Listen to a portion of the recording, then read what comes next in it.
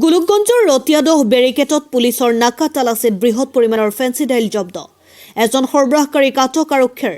প্ৰাপ্ত তথ্য মতে আজি ৰাতিপুৱা গোলকগঞ্জৰ ৰতিয়াদহত বেৰিকেটত কৰ্তব্যৰত আৰক্ষীয়ে এখন নম্বৰ প্লেটবিহীন বলেৰো পিকআপ ভেনক ৰখাবলৈ নিৰ্দেশ দিয়ে।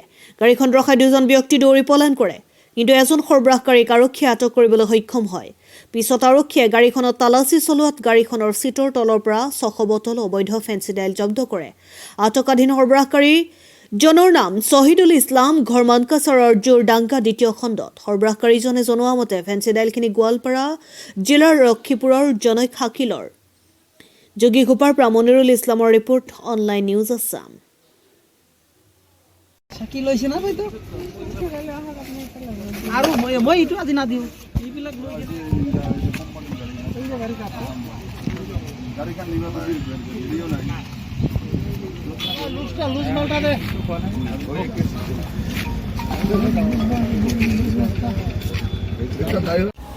কি নাম তোমার? সাইদুল ইসলাম।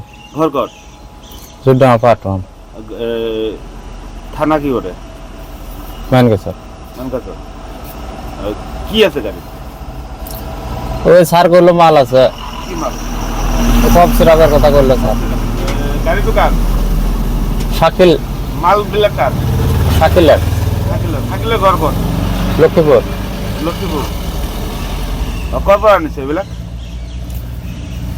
মালগুলো ওই ভিতরে একটা রাস্তা গেছে, ওই রাস্তা দিয়ে ভিতরে ঢুকে যা নিয়ে আইছে। যার নাম না জানা? না স্যার। কেটে আইছে মানকাছার বড়া? রাত্রে আইছে।